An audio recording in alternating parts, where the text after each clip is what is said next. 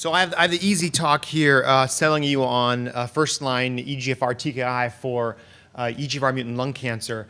This is why we do it, right? It's these remarkable responses we see that convinces us how important this is for our patients. We are talking about these two most common mutations, deletion in exon 19 and L858R. I'm not going to speak of the more rare mutations, but would be happy to talk to you on a one-on-one basis if you have questions about any of those. This is a common cancer, 20,000 cases per year in the US. This is as common as small cell.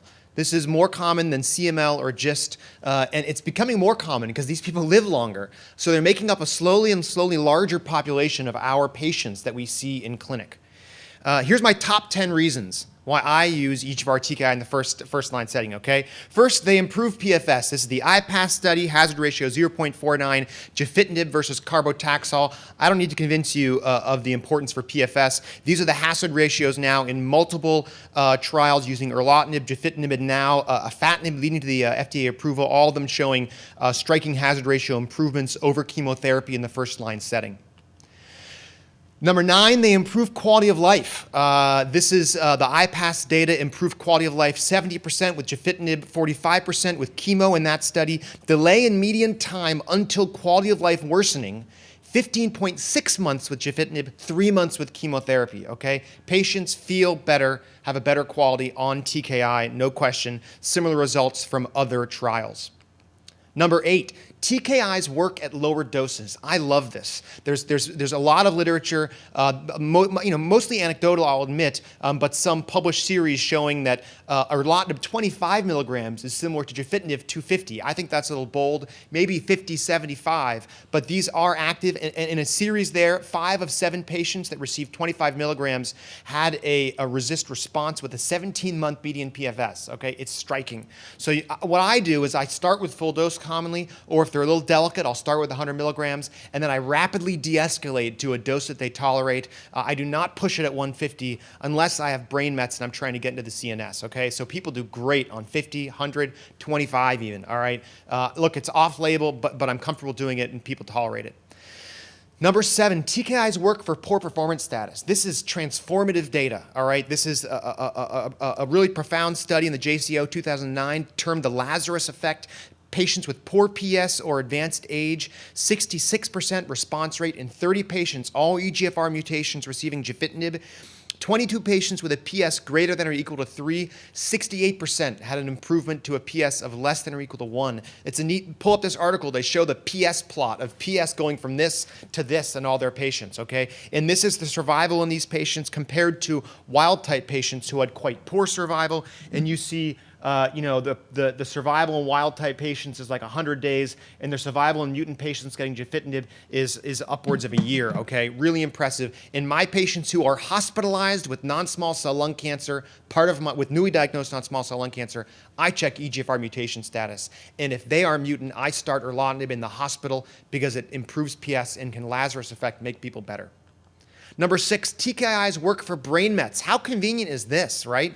So this is a prospective study, 17 patients with EGFR mutations in brain mets. Some of them received radiation with TKI. This is 8 who received Erlotinib alone, and 6 had a response. It's generally these small lesions like this that you can see resolve. And so when I start people on Erlotinib first line with brain mets, I follow the brain closely. They often relapse first in the brain, but at least pushes back when you need whole brain radiation. I think this is really convenient. You don't have to delay systemic therapy. This is a paper from a colleague of mine that looked at EGFR mutant lung cancer receiving a TKI versus chemo and showed that their risk of developing brain metastases was half as much with a hazard ratio of 0.56. So you can push back the development of brain mets, again, improving quality of life, delaying radiation. Very important for older patients in particular. They can be given with whole brain radiation. This is profound data just coming out from the JCO this year, a phase 2 trial of Erlotinib with whole brain radiation. The efficacy is hard to gauge because this was mixed genotype. The toxicity was important. No neurotoxicity seen in these patients. So we now can comfortably give Erlotinib with our whole brain radiation. That patient of mine that I presented, actually in that patient, I gave radiation first and held off until starting Erlotinib. and she deteriorated. And in hindsight, I wish I had given the two together, because you can control the systemic disease up front and potentially increase your control in the brain. And so now, if there's symptomatic brain mets, I will start the erlotinib generally at a lower dose, 50 or 100, because I think it'll be better tolerated, and give it with the whole brain radiation in that setting. TKIs, number 4, can work after objective progression. I think this is something we're all learning about increasingly, right? This is a year ago I presented this stuff at ASCO. These were 42 patients receiving erlotinib on a prospective clinical trial, 3 clinical trials lumped together, and 45% of these patients were able to continue erlotinib after objective progression as a single agent. What you see here is delay of start of a second therapy, okay? The red line is erlotinib on trial, objective progression, and then the pink line is further erlotinib after objective progression. I mean, some of these for more than a year, because their progression is so slow, you can just keep them on TKI. And this tells us that, look, it's not resist objective progression that tells you when to change care for your patients. It's your own estimate of clinical progression. Here's one case where resist progression was at 14 months here. Pretty not significant, right? So the doc kept them on it for 4 more months, doing all right. 10 months after progression, feeling fine, no symptoms. 16 months after progression, feeling fine, no symptoms. Biopsy shows T790M, a good prognostic sign in the acquired resistance setting. And in fact, they continued until 39 months of first-line erlotinib before the doc decided it was time to start clinical trial therapy. This is an extreme case, but I love the fact that I can keep on pushing after progression until I find a clinical trial or find a cue that I need to start chemo. Number 3, these drugs can be combined after progression.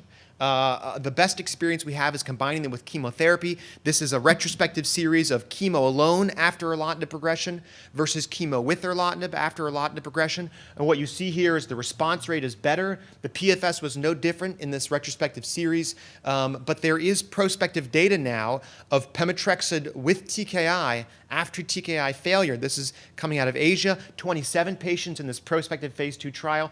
26% response rate to pemetrexed plus TKI in patients who have failed TKI, and a 7-month median PFS. So in fact, this is one of the best prospective data after erlotinib failure that I've seen. There are no prospective trials of chemo alone after erlotinib failure, to be clear, okay? So this is perhaps the landmark of how your patient should be treated. I love that I can continue the TKI, often at a reduced dose, and add chemotherapy. Off-label, I'll tell you, but it works.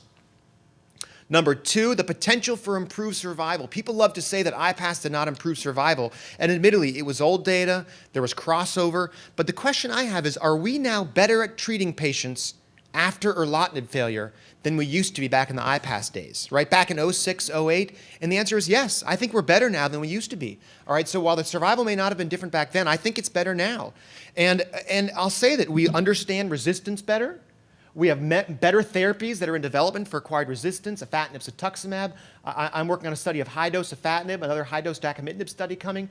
3rd-generation EGFR inhibitors coming along, the Clovis drug reported at ASCO with responses. We will improve survival in these patients, and we will do it by starting with TKI and then by giving them more targeted therapy after that before moving on to the next step. And I'll end with the fact that we have options for these patients, all right? And I think this is where we stand right now with erlotinib versus afatinib, which is that the afatinib PFS data was impressive compared to the range that we've seen with erlotinib. Admittedly, this is a number of series with erlotinib and just one trial with afatinib. It's true that afatinib has a greater incidence of rash, diarrhea, mucositis, paronychia, and often I will start a doxycycline prophylaxis when I start patients on afatinib to make it better tolerated. The targets are just mutant EGFR, but afatinib infects HER2, potentially affects T790M, and we think that may aid in delaying resistance, though that needs prospective comparison. The most important point is this.